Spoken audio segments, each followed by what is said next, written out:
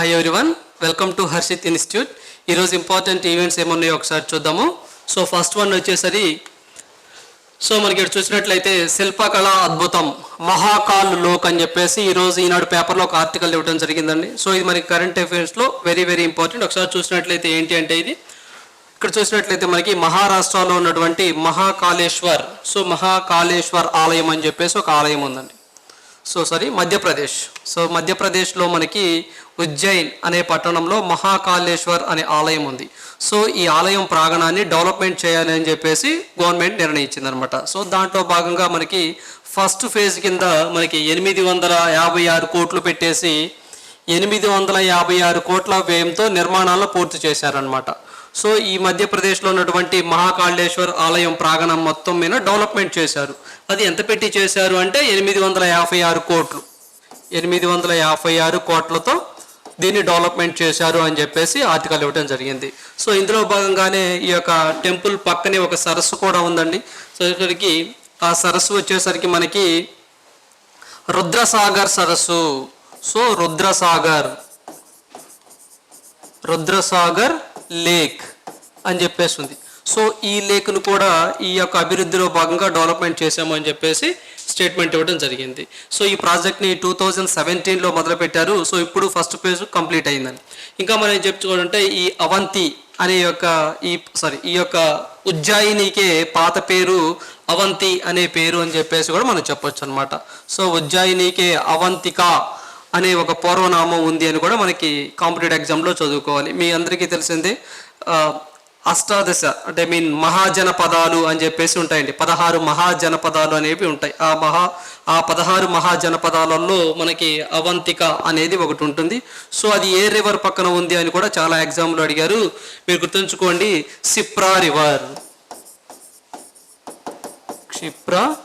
River ఈ river పక్కన ఉంది అని చెప్పేసి కూడా చెప్పవచ్చు అనమాట. సో ఆ కాలంలో మనకి ఈ యొక్క అవంతిని పరిపాలించడానికి విక్రమాదిత్యుడు అనే అతను దీన్ని పరిపాలించాడు అని మీరు గుర్తుంచుకోవాలి.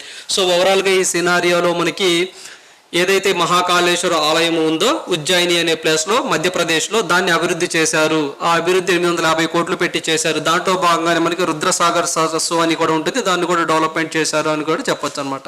సో ఇంకా మనము ఇది ఇంపార్టెంట్ టెంపుల్స్ ఇన్ ఇండియా అనే టాపిక్లో చదువుకోవాలండి. ఇది ఇంపార్టెంట్ టెంపుల్స్ అంటే ఏ టెంపుల్ ఎక్కడుంది, ఆ టెంపుల్ ఎవరైనా రివర్ పక్కన ఉందా, ఇలాంటివన్నీ చదువుకుంటూ ఉండాలి. సో ఇంకా దీని గురించి మనం చూసినట్లయితే మనకి ఉజ్జయిన్ అంటే మధ్యప్రదేశ్లో ఉంటుందండి. మనకి మధ్యప్రదేశ్ క్యాపిటల్ వచ్చేసరికి భోపాల్, అది మీ అందరికీ తెలిసిందే. సో ఇక్కడ ఉజ్జయిన్ అనేది ఒక పట్టణంలో మహాకాల్ లోక్ అనే విశేషాలతో మనం ఈరోజు ఆర్టికల్ చదువుకుంటా ఉన్నాము. సో ఇక పురాతన మహాకాళేశ్వర ఆలయం ఆవరణ అభివృద్ధి ప్రాజెక్ట్ తొలి దశ కింద 856 కోట్ల వ్యయంతో నిర్మాణాలు పూర్తి చేశారు. సో మోడీ గారు దీన్ని రేపు ఓపెన్ చేయబోతా ఉన్నారు. అందువల్ల ఈ విషయం వార్తల్లోకి వచ్చింది. ఇక్కడ చూసినట్లయితే ఈ ఆలయం ప్రక్కనే రుద్రసాగర్ సరస్సును పునరుద్ధరణ ప్రాజెక్టులో భాగంగా అభివృద్ధి చేశారు. సో మహాకాళేశ్వర ఆలయం దేశంలోని 12 జ్యోతిర్లింగాలలో ఒకటిగా ప్రసిద్ధి చెందింది. మనకు మొత్తం 12 జ్యోతిర్లింగాలు ఉన్నాయండి. దాంట్లో ఉజ్జయిని అనేది ఒకటిగా ఉంది. సో ఆ పాయింట్ కూడా మనం గుర్తుంచుకోవాలి. సో క్షిప్రా నది తీరాన వెలసిన ఉజ్జయినికి అవంతిక అనే పూర్వనామము ఉంది అని మన అందరికీ తెలిసిందే, మనం డిస్కస్ చేసుకున్నాం. సో ఈ ప్రాంతాన్ని విక్రమాదిత్యుడు అనే అతను పరిపాలించాడు అని కూడా మనం ఇండియన్ హిస్టరీలో చదువుకోవచ్చు అనమాట. ఇక మనకి మొత్తం 16 మహాజనపదాలు ఉన్నాయని చెప్పుకున్నాం. సో ఈ 16 మహాజనపదాలు ఏ గ్రంథంలో వీటి యొక్క ప్రస్తావన ఉంది అని చెప్పేసి చాలా ఎగ్జామ్లు అడిగారండి. మన హిస్టరీ పాయింట్ ఆఫ్ వ్యూలో చూసినట్లయితే మొత్తం 16 మహాజనపదాలను ఈ యొక్క మహాజనపదాలు ఉన్నాయి అని చెప్పేసి ఏ బౌద్ధ గ్రంథంలో పేర్కొనబడ్డారు లేదా ఏ జైన గ్రంథంలో పేర్కొనబడ్డారు అని చెప్పేసి కూడా ప్రీవియస్ ఎగ్జామ్లో అడగడం జరిగింది. మనం జైన గ్రంథం అయితే మాత్రం మనము భగవతీ సూత్రము, జైన గ్రంథం ప్రకారం అయితే భగవతి సూత్రం అదే బౌద్ధ గ్రంథం అయితే మనకి అంగుత్తర నికాయ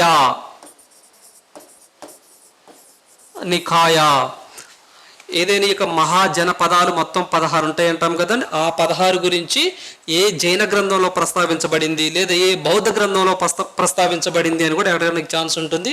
సో జైన గ్రంథం అయితే భగవతి సూత్రం అనే గ్రంథంలో ఉంటుంది. బౌద్ధ గ్రంథం అయితే అంగుత్తర నికాయ అనే గ్రంథంలో ఈ యొక్క 16 మహాజనపదాలు ఉన్నాయి అని చెప్పేసి పేర్కొనటం జరిగింది. సో ఈ పాయింట్ ఆఫ్ వ్యూలో మనము హిస్టరీ చదువుకున్నాము, at the same time current event చదువుకున్నాము. ఇంకా మనము ఇంపార్టెంట్ టెంపుల్స్ ఇన్ మధ్యప్రదేశ్ అనే టాపిక్ కూడా చూసుకున్నట్టయితే మనకి మధ్యప్రదేశ్లో ఓంకారేశ్వర టెంపుల్ అని చెప్పేసి, ఇంకా మనకు సంచి స్తూపా టెంపుల్ అని చెప్పేసి, ఓకేనా, ఇంకా మనకి ఖందరియా మహదేవా టెంపుల్ అని చెప్పేసి ఇలాంటివి ఉంటాయి. అవి కూడా ఒకసారి మనం చూద్దాం ఇక్కడ.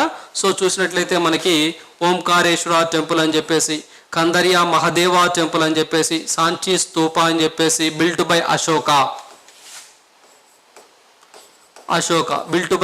అండి ఇది. సో ఖజురహో టెంపుల్ అని చెప్పేసి, Mahakaleshwar temple very very important అండి. ఈ టెంపుల్లోనే మనకి అభివృద్ధిలో భాగంగా ఈ యొక్క పనులు చేపట్టడం జరిగింది 856 కోట్లతో. సో ఇవి టెంపుల్స్. సో ఈ టెంపుల్ పక్కనే ఒక సరస్సు కూడా ఉందని చెప్పుకున్నాం కదా, రుద్రసాగర్ లేక్ అని చెప్పేసి. ఇక్కడ మీరు బాగా గుర్తుంచుకోండి, రుద్రసాగర్ లేక్ అనేది త్రిపురలో కూడా ఒకటి ఉంటుంది, సో ఇక్కడ కూడా ఒకటి ఉంటుంది. అంటే ఆప్షన్ బేస్డ్గా చూసుకోవాలన్నమాట మనం. సో ఇంకా మనము మధ్యప్రదేశ్లో వాటర్ ఫాల్స్ అండ్ లేక్స్ కూడా ఒక టాపిక్ చదువుకోవాలండి స్టాటిక్ పార్ట్లో. మనం ఇంకా వాటర్ ఫాల్స్ అండ్ లేక్స్లో మనం లేక్స్లో అప్పర్ లేక్ అని చెప్పేసి మధ్యప్రదేశ్లో ఉంటుంది. సో అప్పర్ లేక్ అని చెప్పేసి, ఇంకా మనకి రుద్రసాగర్ లేక్, ఈ రెండు వెరీ వెరీ ఇంపార్టెంట్ అండి. ఇంకా వాటర్ ఫాల్ చూసినట్లయితే మనకు చాయ్ వాటర్ ఫాల్ అని చెప్పేసి, కియోతి వాటర్ ఫాల్ అని చెప్పేసి, దుందువర్ వాటర్ ఫాల్ అని చెప్పేసి, ఈ water falls very very important. So previous ఎగ్జామ్లో వీటి గురించి అడిగారంటే అప్పర్ లేక్ ఎక్కడ ఉందని చెప్పేసి కూడా ప్రీవియస్ ఎగ్జామ్లో అడిగారు, that is Madhya Pradesh. So Rudrasagar లేక్ని ఇప్పుడు ఈ కరెంట్ అఫైర్స్లో భాగంగా మనం లింక్ చేసుకొని చదువుకోవాలి, that is located in Ujjain. ఇక్కడ చూసినట్లయితే మనకు Chai waterfall, Keoti waterfall, Dhundhar waterfall అని చెప్పేసి ఉంటాయి. సో మనం స్టాటిక్ పార్ట్లో important waterfalls and lakes అనే టాపిక్స్ చదువుకోవాలి, ఇంపార్టెంట్ టెంపుల్స్ ఇన్ ఇండియా అనేది కూడా చదువుకోవాలి. So this is all about Mahakaleshwar temple. So దీని మీద మనకి ప్రీవియస్ ఎగ్జామ్లో అంటే 2018లో గ్రూప్ 1 ఎగ్జామ్ ఏపీపీఎస్సీ వారు ఆంధ్రప్రదేశ్లో కండక్ట్ చేసినటువంటి గ్రూప్ 1 ఎగ్జామ్లో 2018లో నోటిఫికేషన్ వచ్చిందండి. ఆ ఎగ్జామ్లో అడిగిన బిట్ ఏమిటో ఒకసారి చూద్దాము. సో ఇక్కడ మీకు చూస్తున్నట్లు లాస్ట్ టైం ఇది అడిగారండి, ఇది which of the following pairs of the temple and place is not correctly matched. So ఈ క్రింది ఏ ఆలయం స్థలం సరిగ్గా ఇవ్వబడలేదు అన్నారండి. సో మీకు లెఫ్ట్ సైడ్లో వచ్చేసరికి టెంపుల్ పేరు ఇచ్చారు, రైట్ సైడ్లో వచ్చేసరికి ఆ ఉన్న లొకేటెడ్ ప్లేస్ ఇచ్చారండి. స్టేట్ ఇవ్వలేదు, ఆ స్టేట్లో ప్లేస్ ఇచ్చారు. ఇది ఒకసారి చూసినట్లయితే మనకి విరూపాక్ష టెంపుల్ తిరువనంతపురం అని చెప్పేసి అన్నారు, కాందరియా మహదేవా టెంపుల్ ఖజురహో అన్నారు, లింగరాజా టెంపుల్ భువనేశ్వర్ అని చెప్పేసి ఇచ్చారు, మహాబోధి టెంపుల్ బోధ్గయ అని చెప్పేసి ఇచ్చారండి, విచ్ ఈజ్ నాట్ కరెక్ట్ అని చెప్పేసి అన్నారు. ఇక్కడ మనం ఒకసారి చూసినట్లయితే Mahabodhi temple Bodhgaya it is correct అండి. ఇది బీహార్లో ఉంటుంది. సో ఈ టెంపుల్ వచ్చేసరికి నిరంజన రివర్ అనే రివర్ పక్కన ఉంటుందన్నమాట. నిరంజన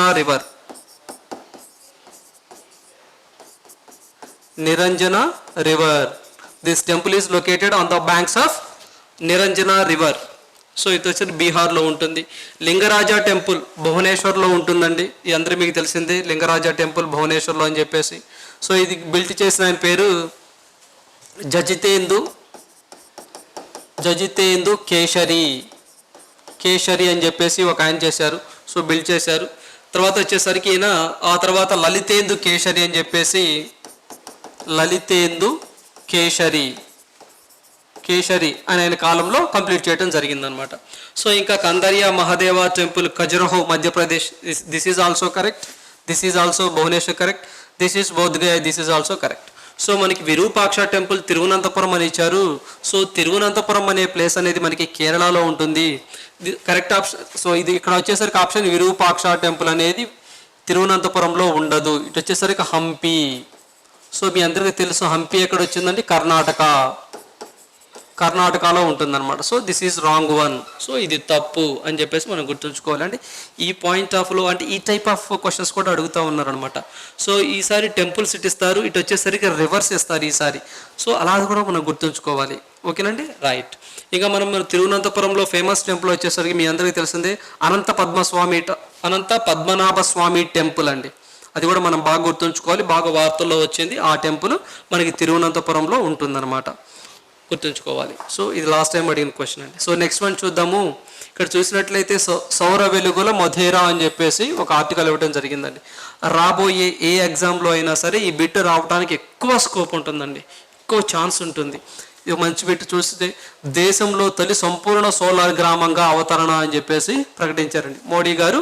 ఏదైతే దేశంలో తొలి సంపూర్ణ సౌర విద్యుత్ వినియోగ గ్రామంగా, అంటే మనం పవర్ని విండ్ ద్వారా కానివ్వండి, లేకపోతేనేమో మనము సోలార్ ద్వారా కానివ్వండి, అలాంటి వాటి ద్వారా మనము ప్రొడ్యూస్ చేస్తూ ఉంటాం మనం. సో సోలార్ విద్యుత్తును ఉపయోగించే వాటిల్లో ఫస్ట్గా మనకి మొథేరా గ్రామం ఉందండి. ఇది వచ్చేసరికి గుజరాత్ రాష్ట్రంలో ఉంటుంది, మొథేరా అనే గ్రామము.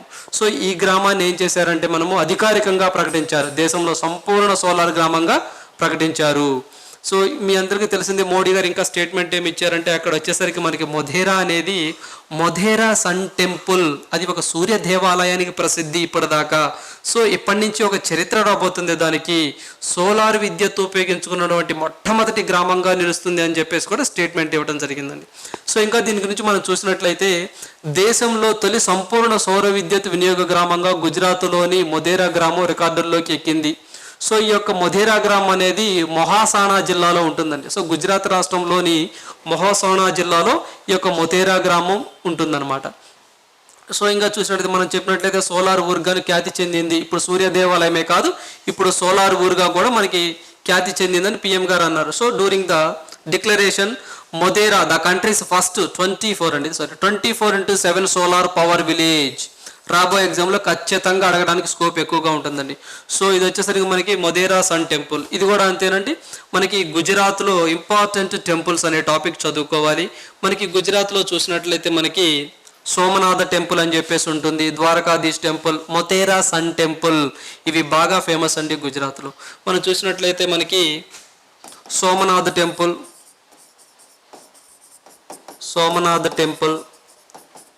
సో ద్వారకాధీష్ టెంపుల్,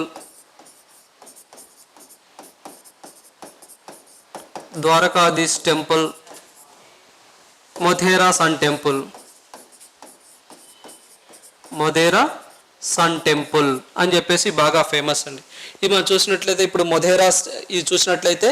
ఈ మొధేరా సన్ టెంపుల్ అనేది ఇప్పుడు ప్రజెంట్ ఫేమస్గా ఉంది. సో దీంతో పాటుగా ఫస్ట్ సోలార్ గ్రామంగా కూడా ఈ మొధేరా గ్రామం ఉంటుందని చెప్పి స్టేట్మెంట్ ఇచ్చారు. సో ఈ మొధేరా టెంపుల్ అనేది ఏ రివర్ పక్కన ఉంది అని చెప్పేసి కూడా ఎగ్జామ్లో అడుగుతూ ఉంటారండి. పుష్పావతి రివర్ పక్కన ఉంది, పుష్పావతి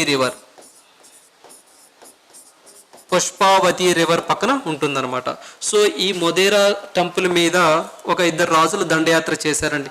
ఒక ఆయన మొహమ్మద్ గజనీ దండయాత్ర చేశారు, అంటే దాని మీద దాడి చేసి నష్టపరిచారు.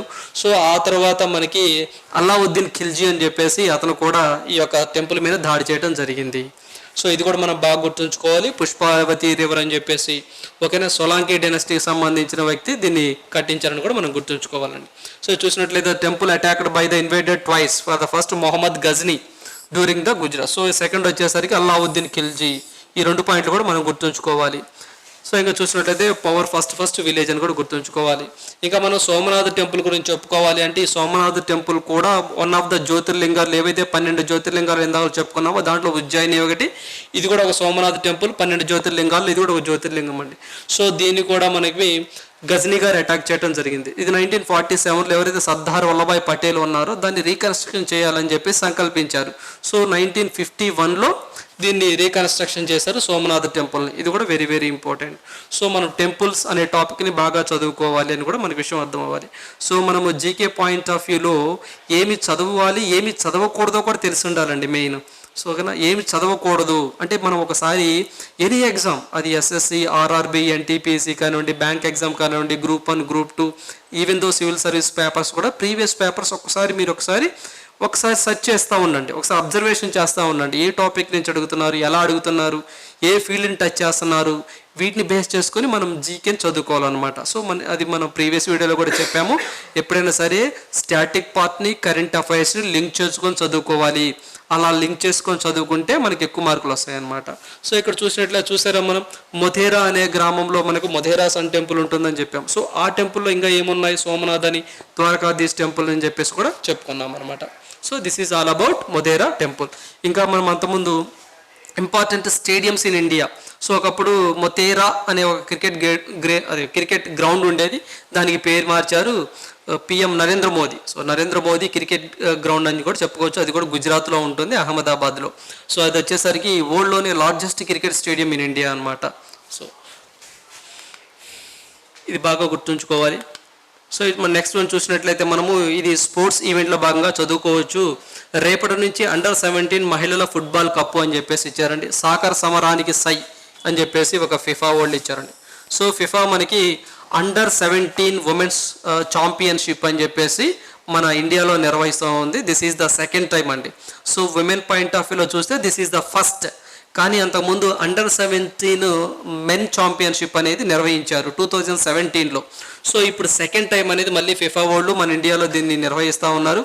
ఇది వచ్చేసరికి మనకి ఒడిషా కళింగా స్టేడియంలో కానివ్వండి, గోవాలో ఓకేనా మార్గో అనే నెహ్రూ స్టేడియంలో, నెక్స్ట్ డివై పాటిల్ స్టేడియం అని చెప్పేసి ముంబైలో, ఈ 3 ప్లేసెస్లో ఈ యొక్క ఈవెంట్ జరుగుతూ ఉంటుంది. ఇది వచ్చేసరికి మనకి ప్రతి 2 సంవత్సరాలకు ఒకసారి జరుగుతూ ఉంటుందండి. లాస్ట్ టైం మన కోవిడ్ వల్ల జరగలేదు. సో ఇది వచ్చేసి ప్రతి 2 సంవత్సరాలకు ఒకసారి జరుగుతూ ఉంటుంది. ఈ సంవత్సరం వచ్చేసరికి మనకి ఇండియాలో జరగబోతూ ఉంది అని గుర్తుంచుకోవాలి. ఇంకా మనం చూసినట్లయితే దీని గురించి చూసినట్లయితే under the 17 women's world championship in Kalinga stadium Odisha, Margao Nehru stadium Goa, D Y Patil stadium Mumbai. ఇవి already we have discuss. So this is the 7th world cup అండి. ఈసారి జరగబోయేది అంటే 7th వరల్డ్ కప్ అనమాట. So it is every 2 years ఒకసారి జరుగుతూ ఉంటుందని చెప్పేసి మనం డిస్కస్ చేసాము. చూసినట్లయితే మనకి ఇది సెకండ్ టైం అని చెప్పేసి India hosted the tournament after the men's 2017 FIFA under world cup జరిగింది. సో దాని తర్వాత ఇది అని చెప్పేసి చెప్తా ఉన్నారు. సో ఇంకా మనం గుర్తుంచుకోవాల్సింది ఏంటి అంటే ఇది ఒక ఫిఫాకి ఒక మస్కట్ ఉంటుందండి. సో ఆ మస్కట్ వచ్చేసరికి ఆ మస్కట్ పేరు కూడా ఎక్కువగా అడగడానికి స్కోప్ ఎక్కువగా ఉంటుంది. ఆ మస్కట్ పేరు మీరు గుర్తుంచుకోండి, ఇబా. ఏంటండి? ఇబా. సో ఇబా అనేది ఈ యొక్క ఫిఫా అండర్-17 ఉమెన్ వరల్డ్ కప్కి మనకి మస్కట్గా ఉంది. ఇబా, IBHA, ఇబా. ఇబా అంటే ఏం లేదండి, ఏషియాటిక్ లయన్ అని చెప్పేసి దానికి మీనింగ్ వస్తుంది అనమాట. సో దీని గురించి నెక్స్ట్ రేపు కూడా ఇంకా కొంచెం ఇన్ఫర్మేషన్ వస్తుంది, ఫాలో అవుతా ఉండండి. సో నెక్స్ట్ వన్ చూద్దాము. ఇది కూడా స్పోర్ట్స్కి సంబంధించిన బిట్ అండి. మీ అందరికీ తెలిసిందే వెరీ స్టాప్ ఇందే ప్రపంచ టైటిల్ అని చెప్పేసి ఒక ఆర్టికల్ ఇవ్వడం జరిగింది. మీకు F1, సో ఫార్ములా 1 అని చెప్పేసి ఒక స్పోర్ట్ ఉంటుందండి. సో దాంట్లో జపనీస్ గ్రాండ్ ప్రిక్స్లో విజయం అని చెప్పేసి మనకి రీసెంట్గా జపనీస్ గ్రాండ్ ప్రిక్స్ అయిపోయి దాంట్లో ఇతను విన్ అయ్యారు. సో ఇప్పుడు ప్రపంచ ఛాంపియన్షిప్లో ఫార్ములా 1లో ఫస్ట్ ప్లేస్లో ఉన్న వ్యక్తి ఎవరు అని చెప్పేసి ఎగ్జామ్లో అడగడానికి ఎక్కువ స్కోప్ ఉంటుందండి. అని మీరు గుర్తుంచుకోండి, వెరిస్టాపెన్. సో వెరిస్టాపెన్ వచ్చేసరికి నెదర్లాండ్ కంట్రీకి సంబంధించిన వ్యక్తి. ఇది వచ్చేసరికి రెడ్ బుల్ అండి ఇతని యొక్క driving car. So red bull అని కూడా మనం గుర్తుంచుకోవాలి. సో ఇతను వచ్చేసరికి ఇతని తర్వాత మనకి ఇంకా ఎవరున్నారు అది కూడా గుర్తుంచుకోవాలి. ఇతను వచ్చేసరికి 366 పాయింట్స్తో ఫస్ట్ ప్లేస్లో ఉన్నాడని కూడా మనం గుర్తుంచుకోవాలి. సో ఇప్పుడైనా ఎగ్జామ్లో ఇప్పుడు స్పోర్ట్స్లో అంతా ట్రిక్కీగా అడుగుతూ ఉన్నాడండి. ఒకప్పుడు డైరెక్ట్గా బిట్ ఇచ్చేవాళ్ళు, సో ఈ ట్రోఫీ ఎవరు గెలిచారు అంతే. ఇప్పుడు అట్లా కాదు. సో ఇతను ఫస్ట్ ప్లేస్లో ఉన్నాడు కదా, ఇతని యొక్క పాయింట్స్ ఎన్ని అని అడగడానికి ఎక్కువ స్కోప్ ఉంటుంది. సో 366 పాయింట్స్, లేదా సెకండ్ థర్డ్ ఉన్న వ్యక్తుల పేర్లు ఏంటి అని కూడా అడగవచ్చు, లేదా ఇతని కంట్రీ అడగవచ్చు. ఇలా కూడా అడుగుతూ ఉన్నారు. ఇంకా మనం చూసినట్లయితే ఇక్కడ చూడండి. So max Verstappen, so world formula 1 champion, number 1 world champion చెప్పేసి చెప్తా ఉన్నారు. ఇక్కడ చూసినట్లయితే మనకి బిలాంగ్స్ టు నెదర్లాండ్ అని చెప్పుకున్నాము. సెకండ్ ప్లేస్లో ఎవరు ఉన్నారంటే సెర్జియో పెర్జ్ ఉన్నారండి, రెడ్ బుల్. ఇది వచ్చేసరికి 253 పాయింట్లతో ఉన్నాడు. ఇది వచ్చేసరికి మెక్సికన్ కంట్రీకి సంబంధించిన వ్యక్తి పెర్జ్. నెక్స్ట్ వచ్చేసరికి చార్లెస్ లెక్లెర్క్ ఈ వ్యక్తి ఉన్నారు. సో ఇతను వచ్చేసరికి 252 పాయింట్లతో థర్డ్ ప్లేస్లో ఉన్నారు. ఇతను వచ్చేసరికి మొనాకో కంట్రీ, ఇది కూడా మనం గుర్తుంచుకోవాలి. సో ఇది వచ్చేసరికి 366 పాయింట్లతో అగ్రస్థానంలో ఉన్నాడని చెప్పేసి కూడా మనం చెప్పుకున్నాము. సో మొత్తం ఈ యొక్క వెరిస్టాపెన్ అనేది 2022లో 18 అంటే ద రేసెస్ జరిగినాయండి. 18 రేసెస్ జరిగినాయి. ఆ 18లో ఇతను 12 అంటే ఆల్మోస్ట్ 12 12 విన్ అయ్యారు అనమాట. సో అందువల్ల ఇతను ప్రపంచ ఛాంపియన్గా ఉన్నారు. సో ఇంకా మనకి జపాన్ తర్వాత మనకి యుఎస్ ఫార్ములా 1 అని చెప్పేసి, మెక్సికో అని చెప్పేసి, అబుదాబి అని చెప్పేసి, బ్రెజిల్ అని చెప్పేసి వస్తూ ఉంటాయి. సో వాళ్ళు ఎవరు విన్ అయ్యారో కూడా మన కాంపిటేటివ్ ఎగ్జామ్లో బాగా చదువుకోవాలన్నమాట. సో ఇక్కడ వచ్చేసరికి మనకి ఫార్ములా 1లో వరల్డ్ ఛాంపియన్ ఎవరు అని చెప్పారు, వెరిస్టాపెన్, బిలాంగ్స్ టు నెదర్లాండ్, 566 పాయింట్లు అని చెప్పేసి. సెకండ్ వచ్చేసరికి మనకి ఈ పెర్జ్ బిలాంగ్స్ టు మెక్సికో అని చెప్పేసి గుర్తుంచుకోవాలి, 253 పాయింట్లు. నెక్స్ట్ లెక్లర్క్ అని చెప్పేసి గుర్తుంచుకోవాలి, మొనాకో, 252 పాయింట్లు. సో లాస్ట్ టైం రీసెంట్గా నిన్న ఐబీపీఎస్ క్లర్క్ ఎగ్జామ్ జరిగిందండి. ఈ ఐబీపీఎస్ క్లర్క్ ఎగ్జామ్లో అడిగిన బిట్ ఏంటంటే మనకి వింబుల్డన్ ఓపెన్ వచ్చేసరికి జోకోవిక్ గెలిచారు కదా, అది ఎన్నోసారి గెలిచారు అని అడిగారు. చూడండి బిట్స్ ఎలా ఉన్నాయో. ఇప్పుడు జనరల్గా ఎవరు గెలిచారంటే జోకోవిక్ గెలిచారు అని చెప్పేసి పెట్టుకుంటాం. ఈ బిలాంగ్స్ టు సెర్బియా అని చెప్పుకుంటాం, లేదా ఎవరి మీద అతను గెలిచారో చదువుకుంటాం, లేదా ఉమెన్ సింగిల్ ఎవరో చదువుకుంటాము. ఓవరాల్గా ఎన్ని అంటే కూడా మన దగ్గర 21, 22 ఉన్నాయండి అతను ఓవరాల్గా గ్రాండ్ స్లమ్స్. బట్ వింబుల్డన్ ఎన్నోది అని అడిగాడు. ఓకే, అది 7th. అలాంటి పాయింట్ ఆఫ్ వ్యూలో కూడా దీన్ని అడగడానికి ఎక్కువ స్కోప్ ఉంటుందన్నమాట. మొత్తం ఎన్ని పాయింట్లని లేదా ఏ కంట్రీని కూడా అడుగుతూ ఉంటాడు. ఇది కూడా మనం గుర్తుంచుకోవాలి. సో నెక్స్ట్ వన్ చూద్దాము. ఇక్కడ మనం చూసినట్లయితే ఈరోజు హిందూ పేపర్లో వచ్చినటువంటి కరెంట్ ఈవెంట్ అండి. ఇది చూసినట్లయితే మనము Indian navy to join the Malabar exercise and the international fleet review in Japan in November. So మనకి మలబార్ ఎక్సర్సైజ్ అనేది నెక్స్ట్ నవంబర్లో జరగబోతూ ఉంటుంది. సో నెక్స్ట్ జరగబోతూ ఉంటుంది, ఈ వీక్లోనే సెకండ్ వీక్లో జరగబోతూ ఉంటుంది. At the same time national fleet review అని చెప్పేసి నవంబర్లో జరగబోతుందని చెప్పేసి ఒక స్టేట్మెంట్ ఇచ్చారండి. ఇప్పుడు ఓవరాల్గా మనం ఈ సినారియోలో మలబార్ ఎక్సర్సైజ్ అనేది కీవర్డ్ అండి. మలబార్ ఎక్సర్సైజ్, అసలు ఈ మలబార్ ఎక్సర్సైజ్ ఎక్కడ జరుగుతూ ఉంది, ఈ సంవత్సరం ఎక్కడ జరుగుతూ ఉంటుంది, ఏ కంట్రీస్ ఈ మలబార్ ఎక్సర్సైజ్లో పార్టిసిపేట్ చేస్తున్నాయని కూడా మనం తెలుసుకోవాలన్నమాట. మీ అందరికి ఐడియా ఉండాలి క్వాడ్. సో మీ అందరికి ఐడియా వస్తుంది క్వాడ్ అండి. క్వాడ్ సో మనకి క్వాడ్రిలేటరల్ సెక్యూరిటీ డైలాగ్ అంటామండి. క్వాడ్రిలేటరల్ సెక్యూరిటీ డైలాగ్ అండి. క్వాడ్ అంటే షార్ట్ ఫామ్లో మనం క్వాడ్ అంటాం. క్వాడ్రిలేటరల్ సెక్యూరిటీ డైలాగ్ అని చెప్పేసి ఉంటుందండి. ఈ క్వాడ్ వచ్చేసరి మనకి 2007లో ఏర్పడిందండి. ఏదైతే పసిఫిక్ ఓషన్ని చైనా మాది అని చెప్పేసి ఆర్గ్యూ చేస్తుందో దాంట్లో భాగంగా ఈ క్వాడ్ కంట్రీస్ ఎస్టాబ్లిష్ అని. సో దీంట్లో మొత్తము 4 కంట్రీస్ ఉంటాయండి. సో ఫస్ట్ వన్ వచ్చేసరి మనకి క్వాడ్ కంట్రీలో మెంబర్ కంట్రీస్ వచ్చేసరికి USA, Japan, Australia and India. So ఇవ్వండి ఈ 4 ఏవైతే క్వాడ్ కంట్రీస్లో మెంబర్షిప్గా ఉన్నాయో ఈ 4 మలబార్ ఎక్సర్సైజ్ని కండక్ట్ చేస్తూ ఉంటాయి అని చెప్పేసి కూడా మీరు గుర్తుంచుకోవాలి. సో ఈ సంవత్సరం మలబార్ ఎక్సర్సైజ్ ఎక్కడ జరగబోతుంది అంటే దట్ ఈస్ జపాన్లో జరగబోతుంది అనే పాయింట్ ఆఫ్ వ్యూ మనం గుర్తుంచుకోవాలి. సో మనకి ఎప్పుడు జరగబోతుంది అని చెప్పేసి అంటే మనకి next week, so November 1st వీక్లో జరగబోవచ్చు అని చెప్పేసి కూడా చెప్తా ఉన్నారు. అది ఒకటి గుర్తుంచుకోవాలి. ఇంకా ఓవరాల్గా ఈ ఆర్టికల్లో మనము ఈ మలబార్ ఎక్సర్సైజ్లే కాకుండా మనం కొన్ని డిఫెన్స్ ఎక్సర్సైజ్లు చేస్తామండి వేరే కంట్రీస్తో. మనకి ఆర్మీ, నేవీ, ఎయిర్ ఫోర్స్ అని చెప్పేసి 3 ఫీల్డ్లో మనము డిఫరెంట్ ఎక్సర్సైజ్ చేస్తూ ఉంటాము. అవి కూడా చేసుకోవాలి. రీసెంట్గా లాస్ట్ మంత్లో మనం వజ్ర ప్రహార్ అనే ఎక్సర్సైజ్ చేసాము. అది ఎవరితో చేసాము అది గుర్తుంచుకోవాలి. నెక్స్ట్ వచ్చేసి మనకి అమెరికాతో మనం నెక్స్ట్ వీక్లో మనకి 2 plaques the Indian army with యుద్ధ అభ్యాస్ షెడ్యూల్ కూడా ఫిక్స్ అయింది అని చెప్పేసి చెప్తా ఉన్నారు. సో ఈ మంత్లోనే లాస్ట్ వీక్లో జరగవచ్చు అని చెప్పేసి చెప్తా ఉన్నారు. సో యుద్ధ అభ్యాస్ అనేది మనం అమెరికాతో చేస్తామండి, బాగా గుర్తుంచుకోవాలి. యుద్ధ అభ్యాస్ అమెరికాతోనే చేస్తామన్నమాట. తర్వాత వజ్ర ప్రహార్ అదొకటి కూడా మనం గుర్తుంచుకోవాలి, అమెరికాతో చేస్తాం వజ్ర ప్రహార్ ఒకటి. ఇంకా మనము చాలా ఎక్సర్సైజ్ చేస్తామండి. హ్యాండ్ ఇన్ హ్యాండ్ చైనాతో చేస్తాము. వరుణ, రుద్ర, ఇంద్ర, నోమదిక్ ఎలిఫెంట్ అని చూస్తూ ఉంటాము. నోమదిక్ ఎలిఫెంట్ అని చెప్పేసి చేస్తూ ఉంటాము. రుద్ర, ఇంద్ర అభ్యాస్. కోప్ ఇండియా అని చెప్పేసి కూడా ఒకటి చేస్తామండి అమెరికాతో.